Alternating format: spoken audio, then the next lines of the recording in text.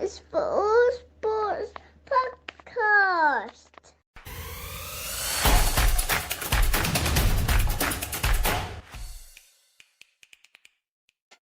Welcome to the All Sports Podcast with me, Matt, and today, Joel. How are you, mate?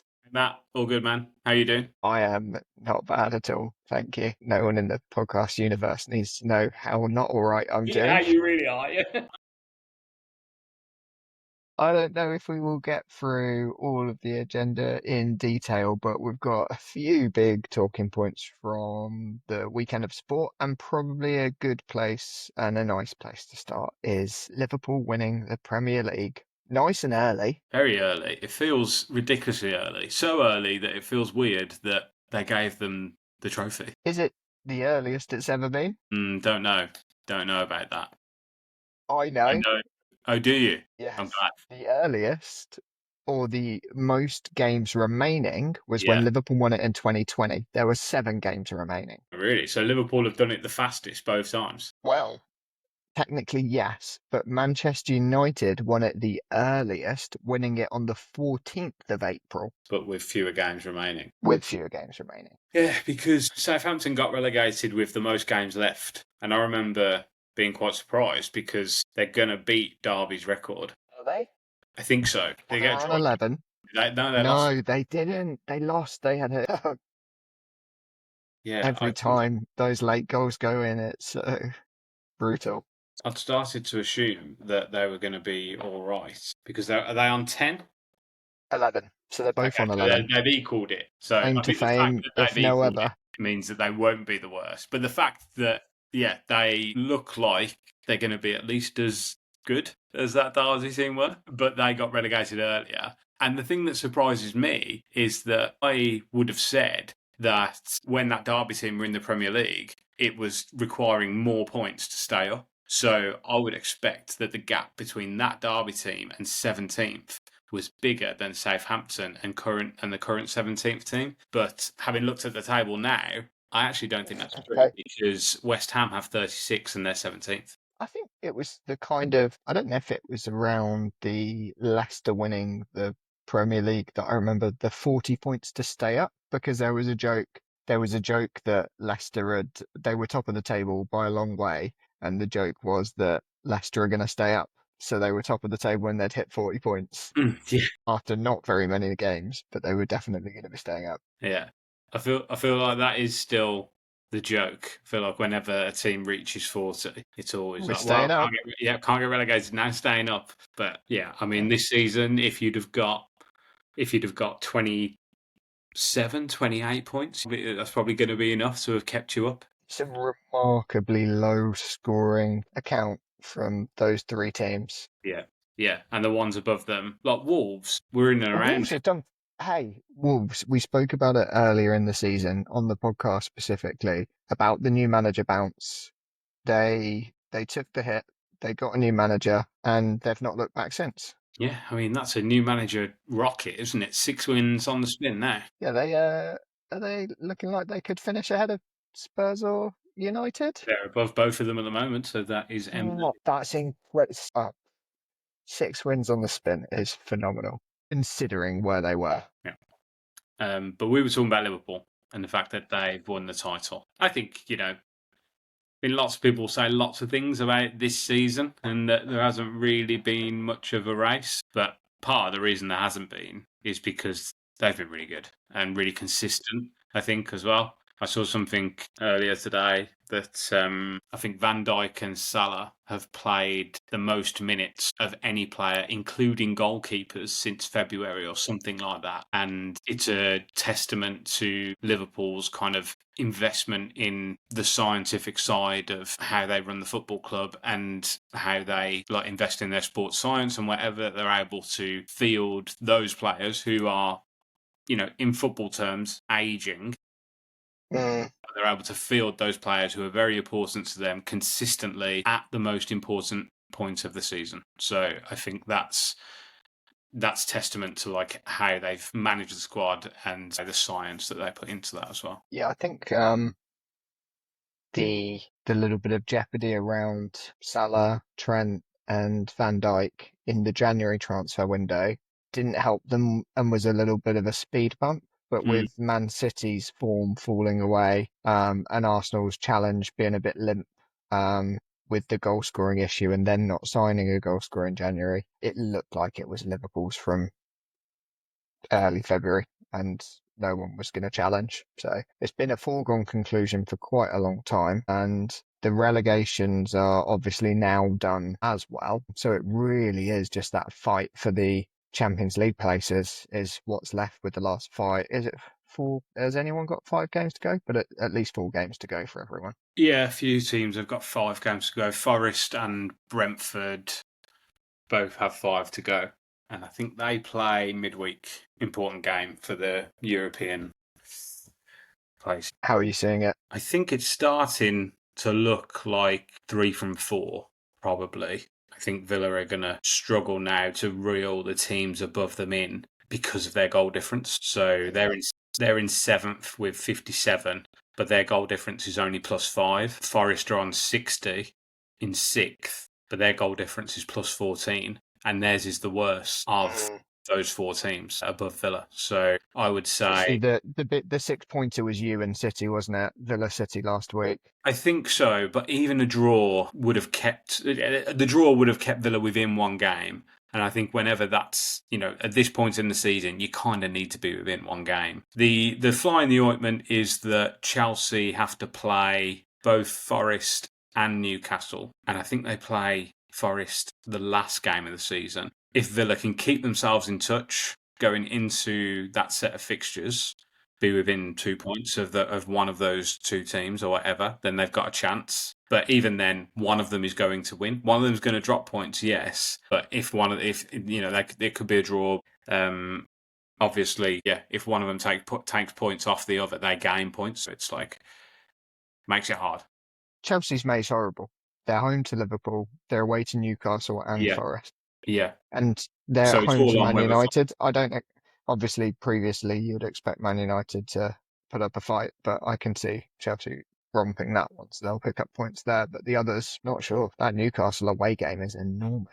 Yeah, I think Newcastle and City look like they will both get it. City, especially, their last 4 games are all winnable.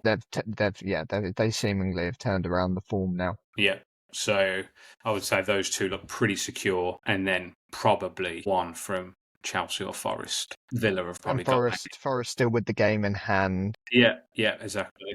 Villa are probably around a 10% chance now, something like that. So we'll see. Yes, it's to Europe's second tier then. Which, so at the moment, 6th and 7th in the league will get Europa League. But if Palace win the FA Cup, they would take the European spot, and I believe 7th would then be the Conference League.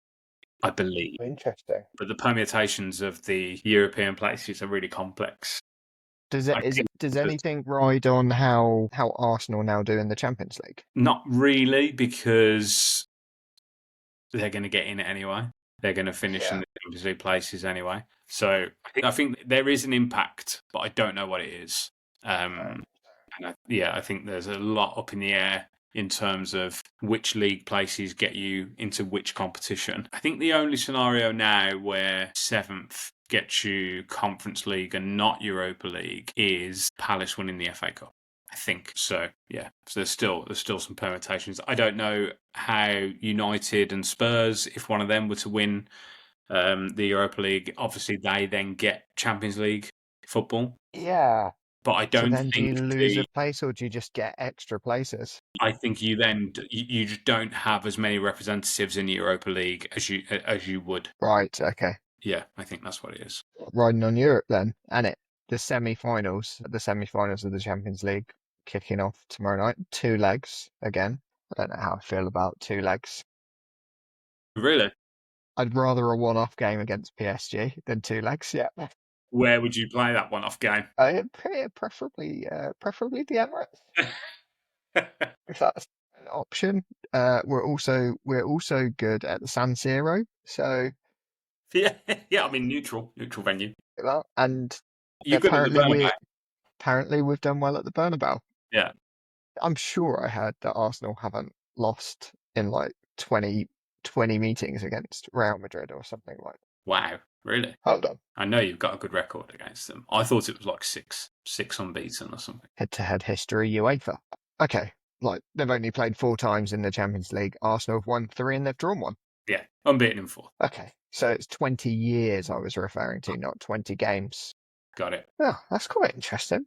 Might go on UEFA's website a little bit more. Handy little stats page. Like I said, I fancy Arsenal's chances in a one-off game, but do you play it differently over 2 legs, a game of football? Yeah, I think so. I actually think, because Arsenal are at home first, aren't they? Yes. I actually think that's an advantage in this tie. I'll take it.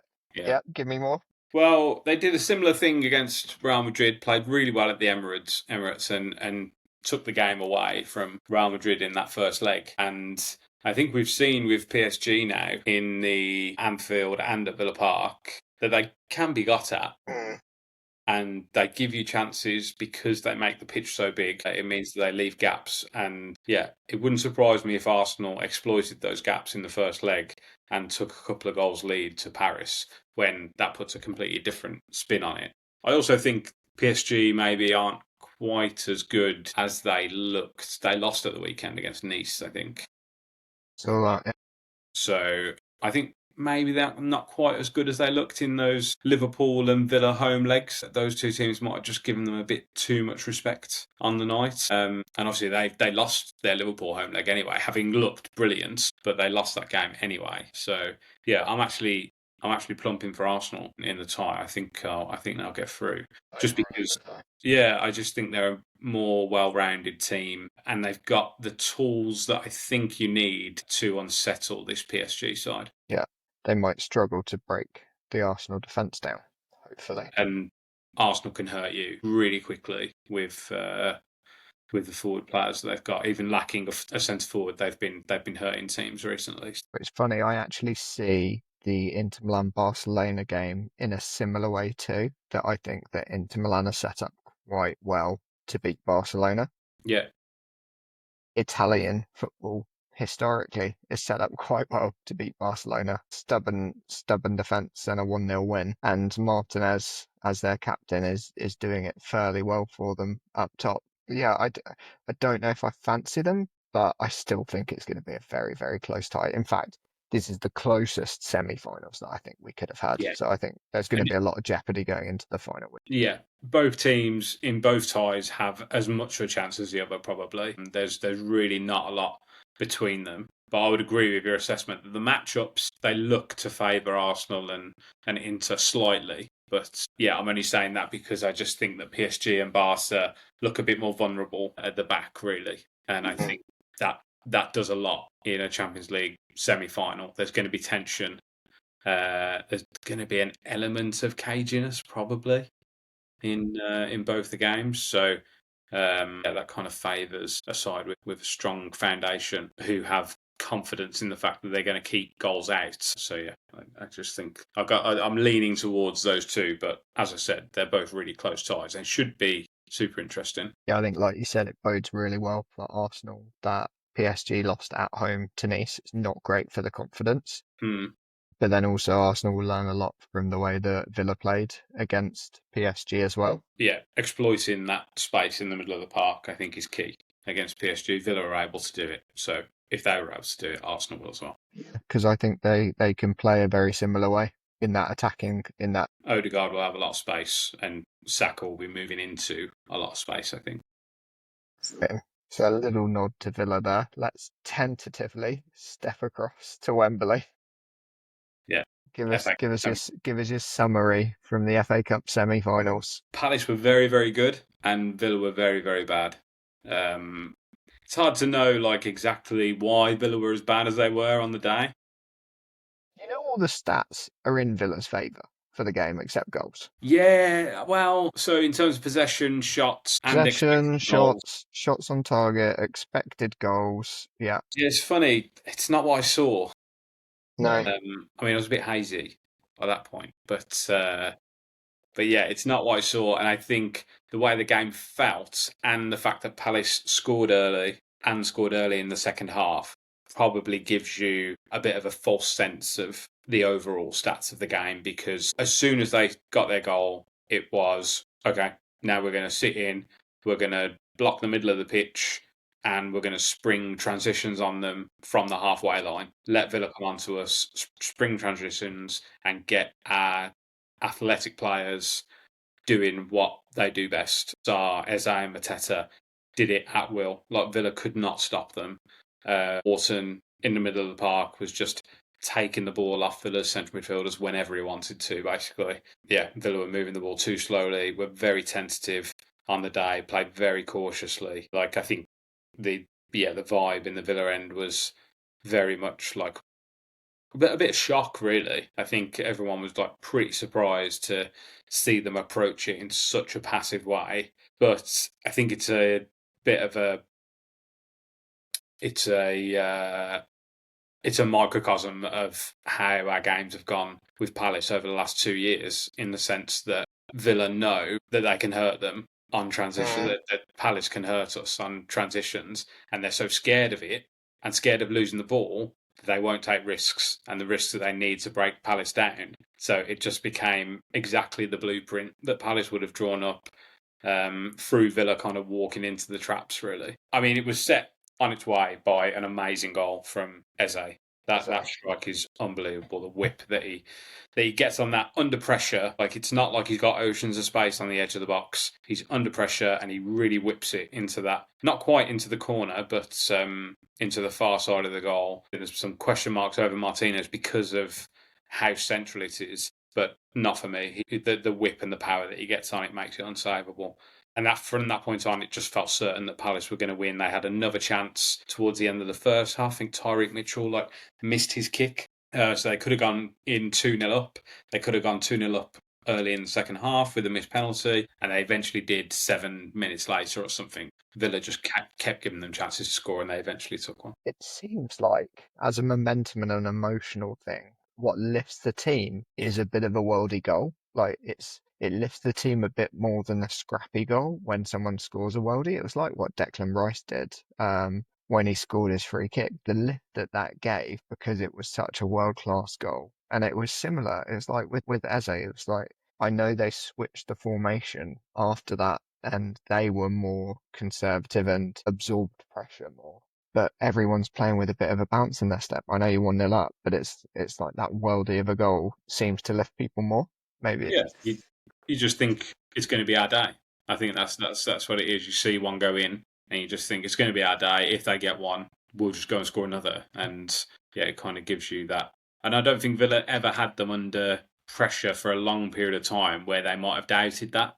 I don't think really there was ever that kind of sustained period where they were desperate in any sense or anything like that. They scored goals at good times, like I say. So yeah, I think they were by far the better team on the day, but they've got a tough final. I think they're facing the wrong team.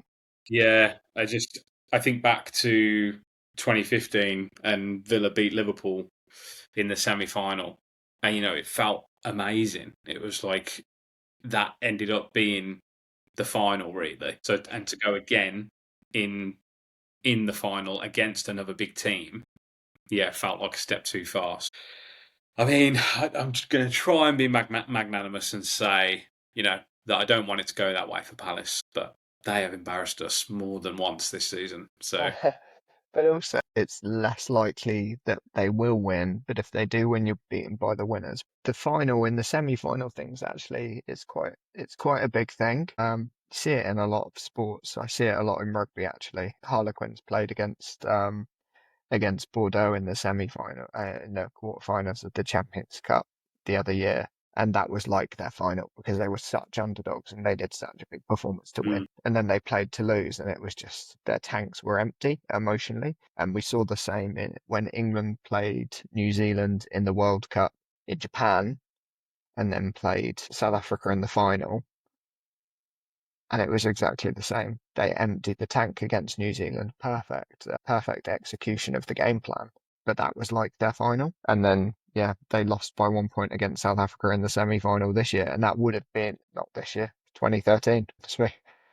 And it was a similar thing. It was basically like their final anyway. So if they'd have got to the final, probably wouldn't have won. You just empty so much emotionally. It's hard to go again. And in the context of this game specifically, I think Palace going to City a few weeks ago going 2-0 up and then just being pegged back quite easily in the end by City. Yeah, that's going to be in the back of their minds. And just the fact that City look not back, they're not back to their absolute best, but they're close enough to it that they look kind of impervious again. De Bruyne's last game for City. De Bruyne's last game, it sounds like Rodri is going to play some part in the Incredible. season. Haaland might be back by then as well, so they could be facing a buoyed City side, but we'll see. Yeah, it's a shame because I think for a long time in this FA Cup this season, it's felt like there were some different sides that looked like they had a chance of winning it, and it, like there might be an interesting. At one point, it looked like there might be a really interesting semi-final with like every team with basically a 25% chance of winning the trophy, but. Yeah, the way City have been going, it has felt in the lead up to the semi-finals, I would say, that they're just going to win it, which would be a bit sad. It would be, but I also quite like Rodri, Haaland coming back, De Bruyne winning the FA Cup. And it's like, for De Bruyne, I don't mind it happening. And if they win it, they win it. They're the don't really. I think they've had a nice draw. If I think back, they You're doing played. your stroking moustache thing. Yeah. So they played away at. It was a lower league side, and it was in London. Was it Leyton Orient? Might have been Leyton Orient, yeah. So I think they played Leyton Orient away, and then I think they played Salford at home. Other way around, yeah. So they beat Salford at home in the third round, but from memory, you're doing this very well. And then they went Salford, away to Leyton Orient. Plymouth, Yep. Bournemouth, Yep. Forest. Yeah. So yeah, it's a pretty nice run, isn't it? If you look at the Premier League table, playing Bournemouth and Forest both away as your quarter, and obviously semi is at Wembley. There's a little bit of challenge there, but they played Bournemouth at the right time because Bournemouth had a bit of a dip, and just Forest far too. are all in on this European race as well. It's hard for them to focus on both, but yeah, I mean, I'm just trying to take it away from them really. So who do you want to win? Who do I want to win? It's complicated for me. I've got complicated feelings about it. If City win, then I can just say to myself, City are always going to win it, and it's not a huge missed opportunity for Villa. Yeah, good point. But yeah, I think I can say that I want Palace to win because then you can say, wow, fair play. What like to beat a Villa team who have done what they've done in the Champions League this season, and then a City team in the final who look back towards their best. And for a club like that to lift a trophy for the first time in their history, I really like Palace as like the idea that they have as a club. I really like. I think the way that they brought themselves to Wembley was amazing. They had an incredible tifo, and the noise that they make is unbelievable. So yeah, in that sense, yeah, I'd be more than happy for them to win it. I've actually also played at Sellers Park in a charity game, so it's a little bit of me there, sharing a little bit of your backstory. Selhurst Park or Palace Selhurst Park? Well, there's only one. To a different sport. Dealer's choice. Well, should we do the boxing? Because that was like immediately after the semi-final on Saturday. So it was the talk of the minibus ride back. Was it? Well, nobody wanted to talk about the match, so no one had it on their phones. No. Yeah, well, it was just starting as we got off. Yeah, a few people. I think as we stepped off the bus, they'd just on the ring walks. That's fact. Yeah. Okay. Yeah, I didn't know when they had the weigh-ins and it'd come in over. I know it was marginally over, kind of irrelevant. Like we talk about the F1 disqualifications for weight. I thought it was similar. I thought you couldn't fight if you were over, even if it was marginal. So I'd heard in the build-up that his aim was basically to make the weight, make the 160, and then he had this rehydration clause, but that basically he was going to take the fine on going over the £10 rehydration. And I don't know if it's that the fines on that were not quite as bad as the initial 160 weigh-in, because I can't imagine that a £500,000 fine was part of the plan. I mean, the size of the fine is mental. Yeah. But the fact that he cut it so close and jeopardized his health so severely with dehydration to do that is...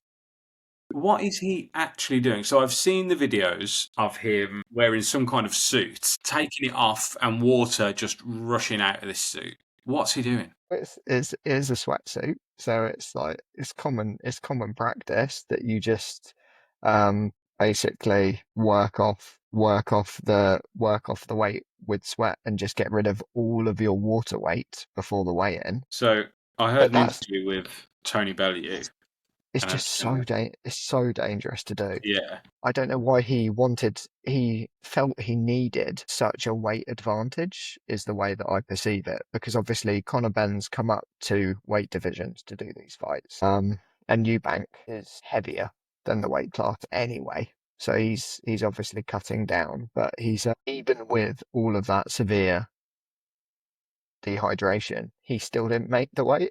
yeah. So I saw an interview with Tony Bellew where he basically said there's no way he could have made the weight. So what he says here, he says, I haven't seen any pictures of him, so I don't know what he looks like. But what I would say is that when you miss weight by such a small margin like that, and the repercussions are as heavy as they are, that tells you that he could not possibly get any more off. So what he's saying basically is Eubank knows how big that fine is if he misses it, and if he's getting on those scales at 160.05, he can't get any more off, because if he could, he would. That tiny amount. You're ripping your toenails off, aren't you? Yeah. So in this article now that I'm looking at, you can see that he's got this like suit on, and he's on an exercise bike and in a sauna. So he's just got this suit on, and he's just absolutely killing himself to Nearly. get the weight off. Nearly. He had a good go at it, having to spend 48 hours in hospital after the fight to rehydrate. Like, your organs shut down when you're dehydrated like that. The loss of fluid, the damage that that can do to your brain, the damage that it does to your liver and kidneys. It's just, and the £500,000 fine as well. Yeah. But he won the fight, and his dad's now proud of him, apparently. So Yeah, I mean, it's all weird. of that. There's a lot of background stories and things around it that yeah. So I was listening to Bunsey, who does the boxing on the BBC, and he's a good storyteller, and he was regaling a 5 Live show on Thursday about his interactions with Chris Eubank Senior and also Junior. And yeah, they played a little clip of an interview with Chris Eubank Junior. And he sounds so much like Chris Eubank. It is unbelievable. If you listen to Chris Eubank in like 1999 talking, and then listen to Chris Eubank Jr. talking recently, like, I don't think you'd be able to tell them apart that easily. So that's mad. But anyway, yeah, he was like, they were saying that they haven't spoken for 2 years or something. You know, he said that Eubank Jr. said that his dad thought he was a disgrace to boxing, but then he walked out with him into the ring. Redemption arc. Yeah. It's, I mean, the cynic in me, Fighting for his father's love. has got some serious questions about that. But there we go. The actual boxing, Yeah, the fight itself, yeah. pretty decent to watch. Really competitive. Neither of them looked like they can knock each other out, which was worrying for Eubank because it looked like it was going to go to 12 rounds the whole time. And then it did, which didn't help his health situation, doing a 12-round fight with no water in his body. But I also thought he does pack a bigger punch. When you're watching it, you can see that Conor Ben gets more knocked than Eubank gets knocked by Conor Ben's punches, and that is the weight. That's the weight difference. You see it in heavyweights as well. Yeah, it's also the size of the gloves as well. I think Ben has been doing a lot of sparring with like 15-ounce gloves or something, so a lot more protection on the blows. And I think they're fighting in 12-ounce gloves. I don't know that for certain, but the gloves that they use in the fight, you feel the blows much more. And because of the size of Eubank as well, the size difference, like the power that he packs, I think that would have taken Ben some time in the fight to get used to. So yeah, I think that probably had a bit of an impact as well. But it was a real war. I thought they both laid it all out there. You're not going back and looking at that and saying that they both didn't put it all on the line to win that fight. I just think Eubank was a bit cleaner. I think his work was a bit more obvious, and that's always going to look good on scorecards. Definitely. So a big fight in boxing was also announced over the weekend. Coming up is Daniel Dubois versus Usyk. Yeah. So that's going to be in July, I think it's been announced for, Yes, which is soon, good. isn't it? Yeah, we did say it needs to be a winner's fight. The talk about it being Fury versus Joshua, the two guys that lost as the next big fight, just didn't really carry a lot of weight for me. So I'm glad that it's Usyk versus Dubois. And they fought before, so they fought a couple of years ago. It will be pretty much 2 years. Hold on, Bear's drinking water. Yeah, they fought 2 years ago. Need to be It will hydrated. be I no can't hear you. rehydration. You can't hit me. Try again. Oh, no. No. Try and mute myself. No. Turn my volume down. Did you? Okay. That'll do it. So they have fought before 2 years ago. It'll be pretty much 2 years to the day when they fight again. And Usyk did win that one. He knocked him out late on, about the 9th or 10th round. Usyk won that one. Dubois had him in trouble that night as well, though, didn't he? He did. I think that he had him in trouble, but it was like low blow stuff. So Yeah, you're right. they gave Usyk, they gave him extra time to go to his corner and recover, but he was troubling him, and Dubois hits hard. So I think now Dubois is on the up and up. This looks really good for Dubois And just in watching. London as well. I think it's Yeah, in it'd be London. great. It'd be a really big occasion. It's so good that it's at Wembley and not in Saudi. I know, like like it shouldn't matter to me really, but it kind of does. It is nice. It's good to, yeah, it's good to host. There'll still be the Saudi national anthem, and they'll still have to do like the honorary stuff because basically they now own boxing, for good or bad. They're putting on these fights and they're managing to get them across the line. What other promoters have not been able to do in boxing for the last 3 or 4 years. The Saudi backing has definitely reinvigorated the sport, and they're getting a lot more fights on and big fights that we wouldn't have otherwise seen. So credit where it's due for that, and that's probably as much credit as I will allocate. It's weird hearing the Saudi national anthem played out in London though, Exchange. for two British fighters, I as it know. was Yeah. when it was with Dubois. Yeah, be a big occasion though.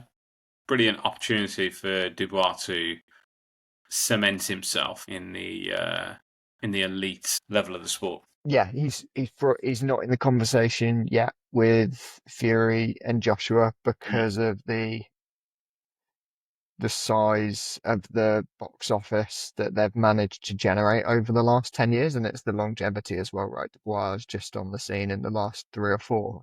The longevity will prove out. If he can win this one, then you can see a rematch on the cards. It will be one apiece, and it will be good to have a decider. That will probably be at the earliest November, but more likely February next year. So it's quite a long wait to have these rematches. And in the meantime, we may get a Fury Joshua, which would be good to have the losers fight each other. I say the losers because they lost against Dubois and Usyk, not because they're losers. No. Because they are phenomenal fighters. Yeah. But yeah, it'll be good. It'll be good to have them do a best of British, and then winner fights Dubois. Heavyweight boxing's back. It's interesting again. I feel like there's an element of intrigue to it that probably hasn't been there for a while. Even when Joshua was like at the top of his game, I always felt like there was like a question mark about the people he was fighting and how he got there. But yeah, I feel like between him, whatever you think of Joshua, between him, Tyson Fury, Usyk and Dubois, there's probably someone I'm forgetting, but they seem like, we've got some genuine heavyweight boxers knocking around at the moment.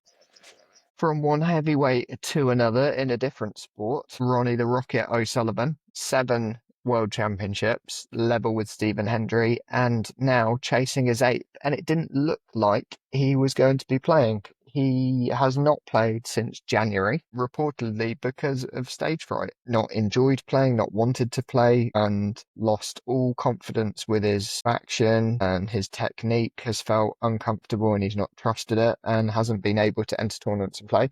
He's entered tournaments and pulled out and then had some time away from the sport for the last 3 or 4 months, and has taken his place at the Crucible and is breezing through, which is exciting to see. So he's now through already to the quarterfinals. So the final will be played across to Bank Holiday Monday. So we'll probably have the winner next time we pod.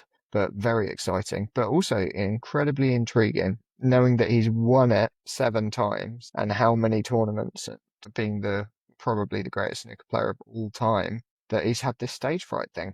It's not the first time might be the first time with the stage fright thing, but he's taken time away from snooker previously through just like not enjoying it, right? Not enjoying it, struggles with his mental health, has plagued his career, and despite that, he's won the most world championships out of anyone. Just shows the talent that he's got. But yeah, he's really struggled throughout his career. Yeah, And the stage fright's an interesting one. We spoke about it when we were covering the darts in early winter last year, the dartitis, where they're not able to bring their arm up and release the darts, and that mental block. Quite funny videos. I mean, it's probably very distressing for the person that has dartitis, but quite funny videos to watch someone bring their arm up and just not be able to throw the dart. That mental pressure and the mental block. Yeah, I don't know why they've felt they need to come up with a completely new word for stage fright, but yeah, I mean, I haven't seen these clips, but I've just found a YouTube video which is the sad disease of the dart pros, dartitis. But yeah, I mean, this looks hilarious. I mean, it's probably quite disgusting for someone who does this as a profession. I mean, this looks like me throwing darts.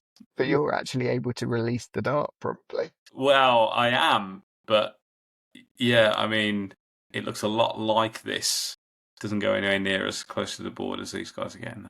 Yeah, I mean, for somebody who's as good as O'Sullivan is, though, to start to doubt his technique, is a really weird thing. And I think It probably must show how much of a feel thing it is, right? yeah, because I think it's probably quite hard to comprehend for people to not be hard to comprehend for people who probably don't play a lot of snooker to like, okay, what technique are you talking about? It just shows how like intricate it is, I suppose. And when you're as much of a feel player as O'Sullivan is, which I think he is, once he gets into a rhythm, that's why he plays so quickly, right? Like one of it is that, he loves to do that and he probably really likes that he can and likes to show it off. But the other thing is that if he doesn't play quickly, maybe he gets inside his own head a little bit too much. Yeah, that's exactly it.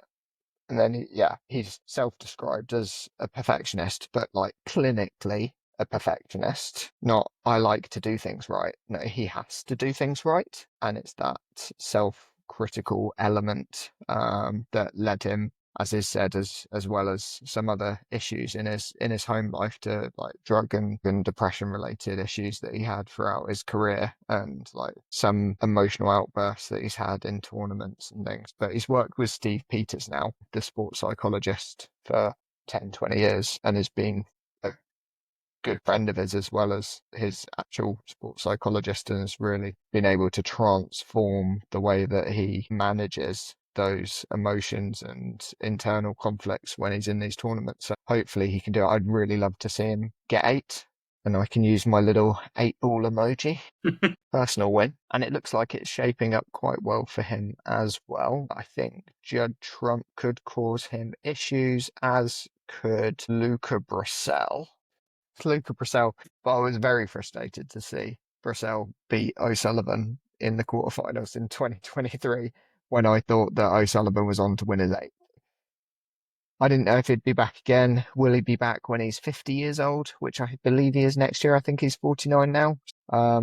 Every time he plays, I think this could be the last time I'm watching him play, so I do pay special attention to it. So we'll see. We'll see what this weekend brings. Hopefully, 8 for Ronnie O'Sullivan. We'll be looking at a Arsenal home win in the Champions League, and on to the next week of sport. If you have enjoyed listening along, you can like and subscribe on Spotify and YouTube. Get in touch at allsportspods@gmail.com, and we'll catch you on the next one. Cheers. Cheers, Matt.